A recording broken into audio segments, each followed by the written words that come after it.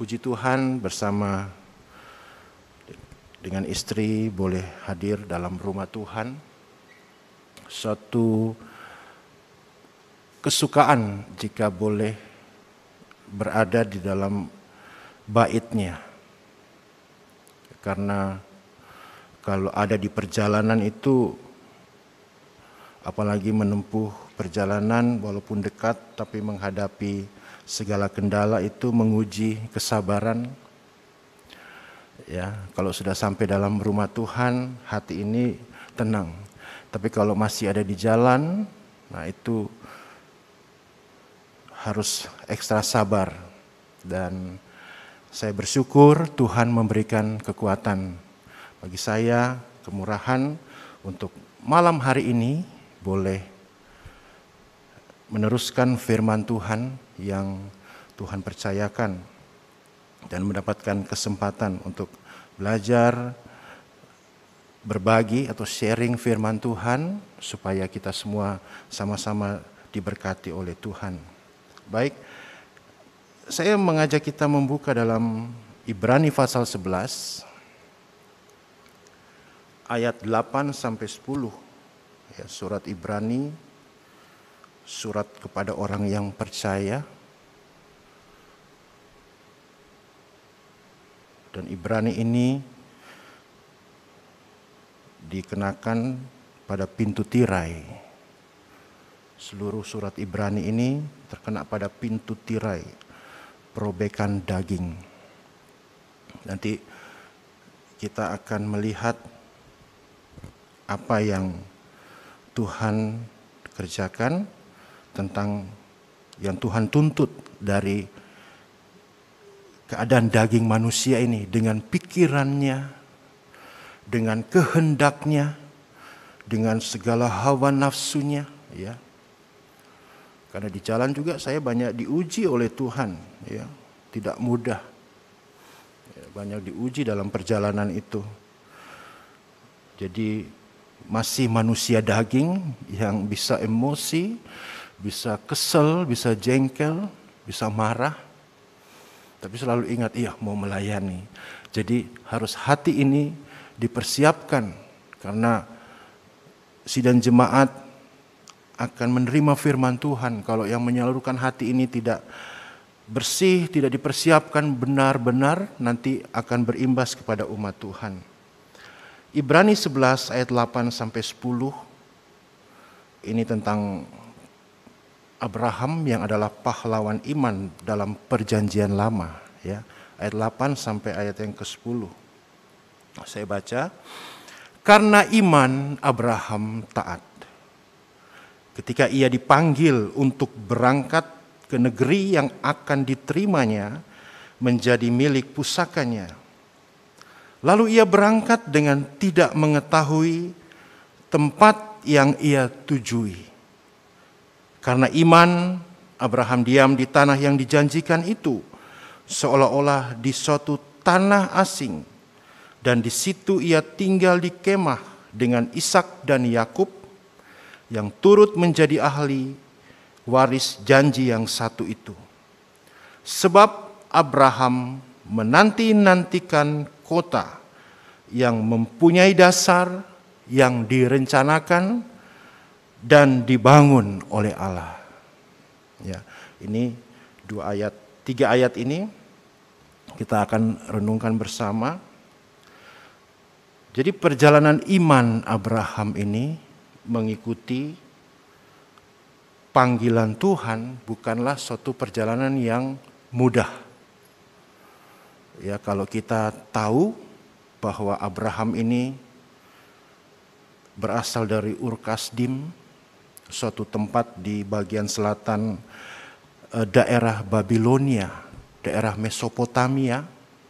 Dia bersama ayahnya Terah itu berjalan sampai ke Haran, dari bawah sampai ke Haran. Dan di persinggahan itu salah satu saudaranya bernama Haran mati di situ, dan juga Terah juga mati di situ. Dari situ Abraham mendapatkan suara panggilan Tuhan untuk dia segera keluar dari negerinya, dari sanak saudara, dari rumah bapaknya, untuk pergi ke negeri yang akan Tuhan tunjukkan kepadanya.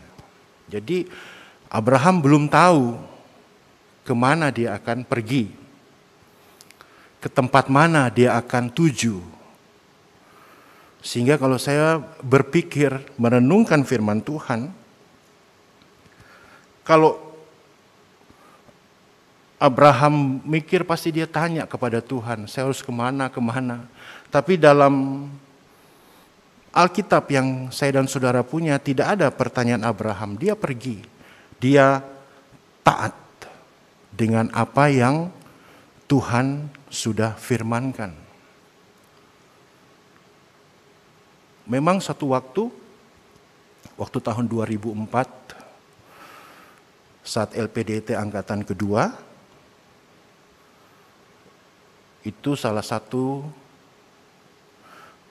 pengerja yang sekolah Alkitab, yang biasa mengantar orang tua rohani, waktu itu gembala, itu sedang sekolah LPDT. Dan waktu itu 2004, Bapak Gembala dan Ibu ada di Penajam, dan saya dipercaya untuk membawa mobil, jadi drivernya gembala orang tua rohani waktu itu. Dan selalu beliau katakan, Andre kamu di mana? Siap ya, saya mau pergi. Pasti dalam pikiran saya, ini kemana nih pergi? Sebab pastikan saya harus mempersiapkan. Kalau perginya ke selatan, ke barat, ke timur, saya harus cari jalan, ya kan? Saya sudah berpikir demikian. Saya sudah siapkan mobil di bawah, dan beliau orang tua ini naik. Dia bilang, ayo pergi. Saya bilang, kemana om? Pergi aja, ikut aja. Udah, jadi pikiran saya ini, waduh kemana ya? Jadi memang beliau mendidik saya, supaya saya belajar juga percaya. Kalau ditugaskan pergi ya, kita nurut aja. Akhirnya sampai di lampu merah situ, ayo kita pergi makan soto. Jadi cuma dekat ke Juanda. Pikiran saya ini sudah jauh kemana-mana, udah persiapkan. Waduh kalau macet di sini. Itu yang kemarin firman Tuhan soal pikiran itu memang itu yang memberatkan kita. Padahal cuma ke Juanda, makan soto enak lagi. Jadi pikiran kita sudah mendahului, sudah lebih tinggi daripada apa yang patut kita pikirkan. Jadi maksud saya dari kisah Abraham ini, dia berangkat, dia tidak mengetahui tempat yang dia tujui, dia belajar taat. Dia hidup 4.000 tahun lalu, kurang lebih, dia sudah belajar taat. Firman Tuhan berkata, karena iman Abraham taat. Abraham patuh. Abraham tunduk kepada firman. Ini teladan iman soal ketaatan. Bagaimana zaman sekarang ini? Ketaatan kita semua umat Tuhan. Tentu kalau Abraham waktu-waktu yang lalu sudah meneladankan teladan ini luar biasa. Dan pada malam ini semua kita dituntut untuk ada roh ketaatan. Sebab mungkin kita tidak lagi menemui roh yang taat ini. Sebab kita semua dituntut oleh Tuhan untuk belajar taat. Ya. Apa ketaatan yang Tuhan ajarkan? Itu saya mau bicara soal kepada satu hamba-hamba. Karena mewakili semua, kita adalah saya hamba, pelayan, imam, bisa hamba Tuhan dan lain sebagainya. Kedua untuk anak-anak. Itu. Yang hari ini firman Tuhan mau bicara soal ketaatan yang Tuhan ajarkan untuk kita, ya. Dalam Efesus pasal yang ke-6. surat Efesus pasal yang ke-6.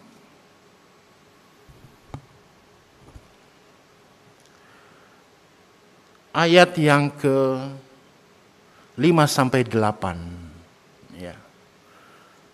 Ini untuk hamba-hamba. Baik untuk mereka yang bekerja, juga kan seorang hamba, ada majikan, juga kami sebagai hamba Tuhan juga punya atasan juga. Jadi karena dari antara hubungan rumah tangga yang dituliskan oleh Rasul Paulus, yang paling banyak dituntut soal taat itu hamba. Paling banyak. Tetapi saya ambil dari Efesus 6. Kolose juga ada, Titus juga ada. Cuman karena Efesus pasal 6 ini tentang pemikiran mempelai, pasal 4 sampai 6. Sebab itu saya kaitkan dengan Efesus pasal 6. Kan surat Efesus itu dibagi dua, pasal 1 sampai 3 pemikiran Ka'bah, pasal 4 sampai 6 soal pemikiran mempelai. Ayat 5 saya bacakan. Hai hamba-hamba, taatilah Tuanmu yang di dunia dengan satu takut dan gentar. Ini untuk hamba. 2, dengan tulus hati. Sama seperti kamu taat kepada Kristus. 3, jangan hanya di hadapan mereka saja untuk menyenangkan hati orang, tetapi sebagai hamba-hamba Kristus yang dengan segenap hati melakukan kehendak Allah. Jadi ketaatan itu dengan takut dan gentar. Ada rasa takut. Ketaatan itu dengan tulus hati. Ketaatan itu dengan segenap hati. Dan yang keempat, ketaatan itu dengan rela hati. Ayat 7, dan dengan rela menjalankan pelayanannya seperti orang-orang yang melayani Tuhan dan bukan manusia. Jadi sumber ketaatan itu harus dari hati. Ya. Karena di sini dituliskan, diajarkan oleh firman Tuhan. Karena sekarang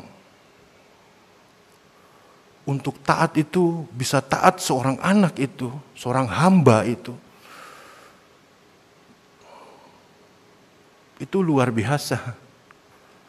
Ya, saya tidak berargumentasi atau berdebat, tapi saya membacakan firman Tuhan ini. Membacakan firman Tuhan ini. Sebab kita sebagai hamba, sebagai pelayan-pelayan Tuhan, kalau kita mau mengalami seperti apa nanti yang Abraham alami, kita harus taat. Taat, tidak ada embel-embel jawaban ini tidak ada. Dan Tuhan melihat hati kita.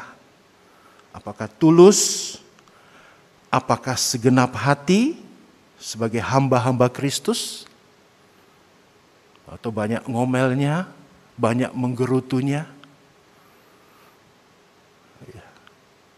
Saat diperintah ini, saat disuruh buat ini, kok saya lagi, kok harus begini.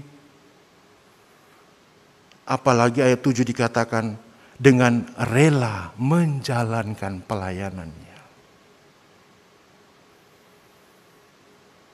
Kalau Tuhan bilang tugaskan sesuatu, hati harus rela. Kalau Abraham disuruh pergi oleh Tuhan, dia harus rela menjalankannya. Dia tujukan untuk Tuhan. Kita pernah mendengarkan kesaksian orang tua rohani waktu berjalan di tanah setapak dengan banyak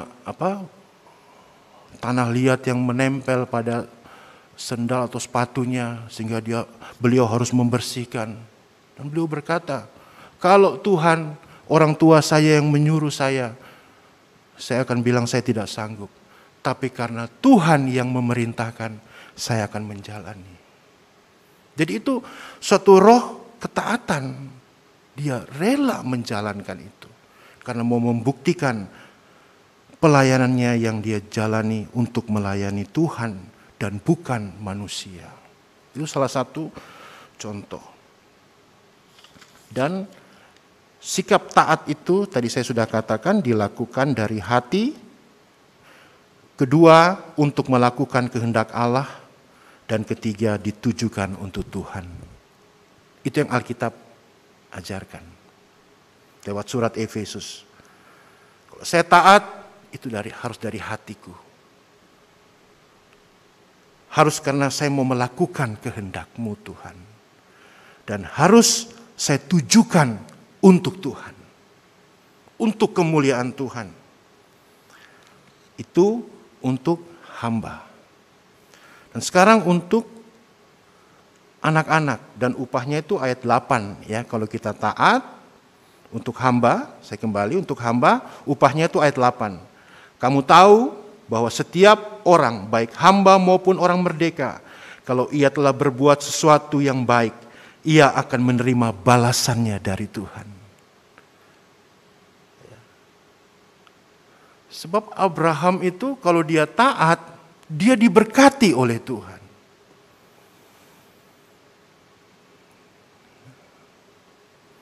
Karena Tuhan yang memerintahkan, Tuhan yang menyertai. Tuhan lihat hatinya. Dia menjalankan pelayanan dengan rela, dengan sungguh-sungguh. Dan Tuhan sudah siapkan berkatnya untuk Abraham. Walaupun Tuhan tidak berkata dari awal, tapi Tuhan sudah siapkan itu untuk Abraham. Ya. Dan di sini juga untuk hamba-hamba yang taat, ia telah berbuat sesuatu yang baik, ia akan menerima balasan dari Tuhan. Dan sekarang yang kedua untuk anak-anak. Mewakili anak-anak Tuhan atau seorang anak kepada orang tua. Ya, ayat 1 dan ayat yang kedua. Hai anak-anak, taatilah orang tuamu di dalam Tuhan. Ini suatu etika yang harus dikerjakan seorang anak. Taati orang tuamu di dalam Tuhan karena harus demikian kata firman Tuhan. Jadi jangan dibantah. Haruslah demikian. 2, hormatilah ayahmu dan ibumu. Ini adalah suatu perintah yang penting seperti yang nyata dari janji ini. Kita berdoa supaya anak-anak kita, saudara yang dikaruniai anak oleh Tuhan, supaya bisa taat dan bisa menghormati orang tua. Sebab saya mendengar orang tua, seorang ayah sampai harus berkelahi dengan anaknya laki-laki. Karena mungkin dia mendidik keras, anak zaman sekarang kan tidak bisa dikeras. Dia lawan bapaknya. Bapaknya ya kalah. Dan seorang bapak itu dia bercerita sampai dia menangis. Karena anak-anak sekarang pasti pintar menjawab. Apa enggak boleh ya? Pasti pikir saya jawabannya ya ada logikanya masuk juga. Seperti waktu istri saya mengajar sekolah minggu, dia bilang bangsa Israel diberi makan oleh Tuhan lewat burung-burung dikirimkan. Seorang anak bertanya, kalau burungnya itu nanti ada flu burung bagaimana tante? Ya kan? Kalau kena flu burung ya pasti bingung jawabnya. Saya bilang ya pasti kalau Tuhan kirim burung-burung yang sehat tuh. Tidak mungkin flu burung, penyakit segala macam dikirim oleh Tuhan untuk umatnya. Ya, jadi anak-anak, umur berapa anak-anak taat dan hormat. Walaupun orang tuamu tidak lebih pandai, hormatilah mereka. Taati mereka. Mereka yang melahirkan kalian. Abraham dia memberikan teladan itu. Dia taat karena iman, karena dia percaya. Nanti kita lihat imannya itu. Sebab dengan tingkatan iman rohani seseorang, itu membaharui pemikirannya. Kenapa pikiran seorang tidak berubah? Karena tingkatan rohaninya tidak bertumbuh. Semakin seorang meningkat dalam kerohanian, nanti pikirannya diubah oleh Tuhan. Tanpa kita bilang, jangan ini, jangan ini, jangan ini. Karena dia bertumbuh dalam rohani, nanti hal itu yang mengajarkan dia. Pemikirannya itu dibaharui nanti, otomatis itu. Anak sekarang kan kalau kita bilang, enggak boleh, jangan gini. Kenapa enggak boleh gini, begini? Banyak pertanyaan. Sebab itu, semakin kita meningkat dalam kerohanian, nanti pikiran. Kemarin hari Minggu itu bagus firman Tuhan. Soal pikiran. Sampai tadi pagi saya dapat ucapan selamat pagi. Beban yang paling berat itu katanya.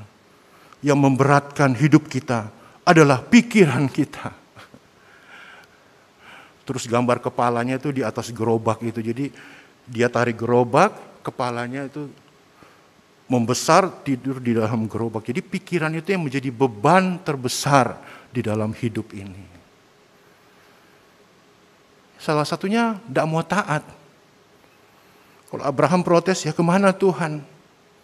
Kok tidak kasih tahu tempatnya? Kan bisa. Tapi Abraham taat. Abraham taat. Itu saja. Tidak ada tambahan lain. Upahnya ayat 3 untuk yang taat. Supaya kamu anak-anak berbahagia atau diberkati. Dan panjang umur di bumi. Jadi berkat taat itu menyertai. Ya. Taat itu menyertai. Abraham sebagai hamba sahabat di hadapan Allah memberi teladan iman soal taat. Kalau Kristus taat sampai mati. Sidang Smyrna itu setia sampai mati. Ibrani 8 ayat 10. Ibrani 11 ayat 10. Ini yang dinantikan oleh Bapak Abraham. Ya. Ibrani 11 ayat yang ke-10. Ia menanti-nantikan kota yang mempunyai dasar yang direncanakan dan dibangun oleh Allah. Jadi kalau kita baca dalam Kejadian 12, perjalanan Abraham ke Kanaan, ke Betel, dia ke Mesir, dia kembali lagi ke Negev, dan pasal 13 dikatakan Abraham menjadi sangat kaya. Dia berjalan dari tempat persinggahan ke tempat persinggahan. Tapi ayat 10 dikatakan, dia menantikan, dia mencari kota yang mempunyai dasar atau fondasi. Kedua, dia mencari kota yang direncanakan dan dibangun oleh Allah. Jadi perjalanan kerohanian Abraham itu makin lama makin berapa ribu tahun lalu dia sudah merindukan kota ini. Ya, dia mencari kota yang mempunyai dasar dan dibangun oleh Allah. Pemikiran Abraham kepada rumah di sorga atau tempat kediaman yang kekal, suatu Ka'bah yang suci. Sekarang kita yang hadir, kita tentu memikirkan saya mau hadir dalam kediaman Allah di tempat ini. Ada pemikiran kan? Kalau kita hadir kan kita sudah berpikir, saya mau hadir Bapak Gembala menghimbau, saya mau hadir. Jadi ada pemikiran saya mau hadir dalam tempat kediaman. Sehingga ini pemikiran Abraham, ya. Jadi saya lihat semakin tinggi iman seseorang, jadi pemikirannya nanti dia akan mengalami keubatan. Itu aja. Atau semakin dibaharui. Semakin dibaharui. Jadi tergantung rohaninya. Kita bicara dengan seseorang, kalau dia belum mengerti pemikirannya, ibu saya berkata sampai ayam tumbuh gigi pun dia nggak akan berubah. Ayam nggak akan tumbuh gigi kan. Jadi rohaninya itu mesti meningkat. Apalagi kalau nanti kita bicara soal fashion, pakaian dan lain sebagainya. Kalau belum mengerti pasti akan membantah, akan berdebat. Tapi kalau rohani dia meningkat, pikiran dibaharui, nanti dia berubah otomatis. Dia bisa melihat, oh iya ini tidak baik. Saya tidak baik berdandan begini, saya tidak baik berpakaian begini. Jadi ada hal-hal yang seorang itu pikirannya dirubah kalau rohaninya itu mengalami pertumbuhan. Ya. Jadi dalam Roma 12, kita baca dulu Roma pasal 12. Nanti pemikiran soal Ka'bah itu dalam Efesus. Kita baca Roma 12 lebih dulu. Ayat 2. Janganlah kamu menjadi serupa dengan dunia ini. Ya, ini dalam hal fashion ini. Serupa dengan dunia dalam hal fashion. Dari mana saya tahu itu? Waktu itu almarhum Bapak Pendeta Hari Lumare pernah berkata, ini dalam hal fashion. Jadi jangan serupa dengan dunia dalam hal berpakaian cara dunia. Tetapi berubahlah oleh pembaharuan budimu. Jadi pembaharuan itu akal pikiran terus dibaharui terus. Sehingga kamu dapat membedakan manakah kehendak Allah. Apa yang baik. Jadi ini tahap awal. Kalau dia berubah, dia tahu oh iya ini yang baik. Nanti kalau dia berubah dibaharui lagi, apa yang berkenan, meningkat lagi dia. Sampai nanti dia tahu, oh ini yang sempurna. Sekarang mungkin belum tahu karena belum dibaharui. Masa enggak boleh saya pakai itu? Sehingga timbul perdebatan. Paulus berkata, berubahlah oleh pembaharuan pemikiran. Jadi otomatis kita sebagai imam, sebagai anak Tuhan, terutama kita yang beribadah, kita mengalami pembaharuan, kita tahu, oh ya ini yang pantas. Tanpa harus diajarkan. Sebab itu Bapak Gembala selalu berkata, saya tidak akan berbicara banyak karena kita sudah lama mendengar pengajaran. Sehingga kita tahu, ini yang baik, ini yang pantas, ini yang berkenan kepada Tuhan, dan ini yang sempurna. Lewat pembaharuan pemikiran. Ayat 1, karena itu saudara-saudara demi kemurahan Allah, aku menasihatkan kamu supaya kamu mempersembahkan tubuhmu sebagai persembahan yang hidup, yang kudus dan yang berkenan kepada Allah. Itu adalah ibadahmu yang sejati. Jadi lewat ibadah kita alami pembaharuan. Lewat ibadah kita alami pembaharuan. Efesus 2 ayat 19. Ini soal pemikiran Ka'bah, itu tadi yang Abraham nantikan ya, soal kota yang mempunyai dasar. Sebab Abraham ini orang asing, dia datang dari Ur Kasdim, dari Haran, dia masuk ke Kanaan, dia sebagai orang asing. Ayat 19 sampai 22 ya. Demikianlah kamu bukan lagi orang asing dan pendatang. Ya, bukan orang asing, kita sudah diperdamaikan oleh Tuhan. Kita sudah diperdamaikan, dipersatukan. Kita tidak merasa asing kan dalam rumah Tuhan. Kita semua sudah diperdamaikan oleh darah salib Kristus. Dan pendatang, melainkan kawan sewarga dari orang-orang kudus dan anggota-anggota keluarga Allah yang dibangun di atas dasar para rasul dan para nabi. Itu yang dirindukan oleh Abraham. Kota yang mempunyai dasar. Luar biasa kan? Pandangannya jauh ke depan. Dasar para rasul, para nabi, itu kitab Perjanjian Baru dan Perjanjian Lama, dengan Kristus Yesus sebagai batu penjuru. Batu penjuru. Batu yang terpilih. 1 Petrus berkata, di Sion aku meletakkan batu yang terpilih. Itulah Kristus Yesus sebagai batu penjuru. Ayat 21, di dalam Dia tumbuh seluruh bangunan. Ada pertumbuhan secara rohani.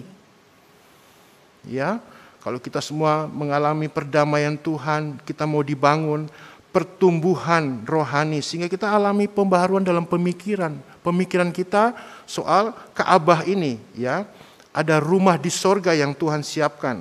Di dalam Dia tumbuh seluruh bangunan, rapi tersusun menjadi bait Allah yang kudus di dalam Tuhan. Di dalam Dia kamu juga turut dibangunkan menjadi tempat kediaman Allah di dalam roh. Itu yang dirindukan. Sion, tempat kediaman yang dirindukan oleh Allah. Sehingga kalau Sion itu dirindukan oleh Allah, Allah berhadirat di situ, semua perbekalan itu Allah berkati. Orang-orang miskinnya Tuhan kenyangkan, kata Mazmur 132. Saudara, Bapak Ibu semua bisa mendapatkan itu Mazmur 132. Sion dipilih Tuhan. Tempat kediaman itu. Kalau terbangun, Tuhan hadir, perbekalan Tuhan berkati. Imam-imamnya Tuhan kenakan pakaian keselamatan. Musuh-musuh kita Tuhan kenakan pakaian yang penuh malu. Tuhan tumbuhkan tanduk kemenangan. Itu kalau satu tempat kediaman kita bangun bagi Tuhan. Itu dalam Mazmur 132. Nanti bisa dibaca sendiri, ya. Saya tidak ajak membaca Mazmur 132 ayat yang ke-13, 14 sampai 18 itu. Sebab Tuhan memilih Sion, merindukannya menjadi tempat kedudukannya. Tempat perhentianku selama-lamanya. Di sini aku hendak diam, sebab aku mengingininya. Jadi apa yang dirindukan oleh Abraham, pemikirannya itu luar biasa tentang tempat kediaman. Kota yang mempunyai dasar. Siapa yang bisa ada iman sejauh itu? Belum lihat, dia sudah berpikir sampai di sana. Ya. Ibrani pasal 11. Ini yang terakhir. Ibrani 11 ayat 13. Ibrani 11 ayat 13 sampai ayat yang ke-16. Nanti musik dilantunkan dan kita akan datang kepada Tuhan untuk kita berdoa kepada Tuhan. Dalam iman mereka semua ini telah mati. Jadi pahlawan-pahlawan iman itu yang menunjukkan ketaatannya itu sudah mati. Termasuk Abraham, Nuh dan seterusnya. Sebagai orang-orang yang tidak memperoleh apa yang dijanjikan itu. Jadi Abraham sendiri pun tidak mewarisi tanah Kanaan. Ishak tidak, Yakub tidak, nanti keturunannya, cucunya Israel itu yang menikmati. Tapi Abraham percaya bahwa apa yang Tuhan janjikan itu pasti Tuhan genapi. Imannya tidak berubah. Ya, saya ulangi, dalam iman mereka semua ini telah mati sebagai orang-orang yang tidak memperoleh apa yang dijanjikan itu, tetapi yang hanya dari jauh melihatnya dan melambai-lambai kepadanya dan yang mengakui bahwa mereka adalah orang asing dan pendatang di bumi ini. Ya, orang asing pendatang. Sebab mereka yang berkata demikian menyatakan bahwa mereka dengan rindu mencari suatu tanah air. Abraham sangat kaya, saudara. Tapi kekayaannya itu tidak menahan dia untuk tidak ada kerinduan menantikan kota yang baru, yang mempunyai dasar itu. Dia rindu tanah air. Dan kalau sekiranya dalam hal itu mereka ingat akan tanah asal yang telah mereka tinggalkan, maka mereka cukup mempunyai kesempatan untuk pulang ke situ. Tetapi sekarang mereka merindukan tanah air yang lebih baik, yaitu satu tanah air sorgawi. Sebab itu Allah tidak malu disebut Allah mereka, karena Ia telah mempersiapkan sebuah kota bagi mereka. Tuhan sudah siapkan untuk Abraham, untuk kita semua yang taat. Kita hanya melihat berkat-berkat yang ada di bumi ini yang sementara. Tuhan menyiapkan yang lebih, yang kekal, yang kita belum bisa melihatnya. Tapi kita mau melakukan itu sekarang dalam perjalanan kerohanian kita. Sebagai seorang hamba, saya juga mau belajar taat. Sebagai seorang anak, saya juga mau belajar taat. Taat. Sebab roh yang sekarang bekerja ini roh-roh yang tidak taat, roh durhaka, kata Efesus 2. Yang kita berdoa supaya anak-anak Tuhan tetap memiliki ketaatan. Amin, saudara. Roh ketaatan.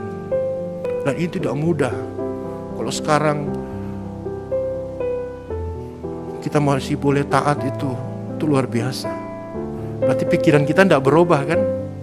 Masih sederhana toh? Hati kita juga masih seperti awal. Kita terima pengajaran ini, kita terima Roh El Kudus. Tapi makin lama hati seorang bisa berubah. Begitu dia diberkati, dia dipakai oleh Tuhan, dia ada kedudukan, dia merasa saya harus dihargai dong. Saya sudah lama ini. Pikirannya mulai berubah, ketaatan itu hilang. Abraham, Ibrani Kejadian 13 dikatakan dia sangat kaya. Tapi soal taat dia tidak berubah. Karena apa? Dari hatinya dia mengasihi Tuhan. Dia belum melihat, tapi dia percaya apa yang dijanjikan Tuhan pasti Tuhan genapi. Itu iman yang saya bilang sama istri tadi, iman tingkat tinggi. Semakin iman kita naik, nanti pikiran kita berubah. Sebab itu kalau seorang hamba Tuhan yang senior tidak bisa bicara sama yang muda itu karena ya levelnya imannya berbeda. Kita nggak akan bisa ngikutin. Kita mungkin bilang so rohani lah segala macam. Karena mereka sudah tingkatannya tinggi, pandangannya sudah lebih jauh ke depan. Yang kita belum lihat, mereka sudah lihat. Siapa yang sudah lihat kota ini? Abraham sudah melihat jauh. Lot saja memilih Sodom Gomora.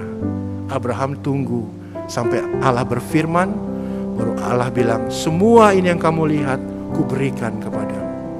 Jadi hatinya itu hati yang taat. Itu yang dia pertahankan. Walaupun sudah memperoleh semua, tapi hati yang taat itu. Ya, jadi seorang anak yang sudah bekerja memperoleh banyak, taat supaya upah itu Tuhan sediakan. Maksud kita anak-anak Tuhan semua, termasuk saya juga, bisa berubah juga. Sebab itu saya mau berdamai dengan Tuhan malam hari ini. Sebagai hamba Tuhan, saya punya atasan juga. Saudara, di rumah, di pekerjaan juga ada atasan. Punya majikan kan di kantor masing-masing, ya kan? Harus taat itu. dengan tulus hati. Itu yang firman Tuhan ajarkan. Majikan itu bengis atau apa, tetap namanya taat, tetap taat sampai mati. Kita tunjukkan itu karena kita mau melakukan kehendak Tuhan. Kita bangkit berdiri. Satu lagu yang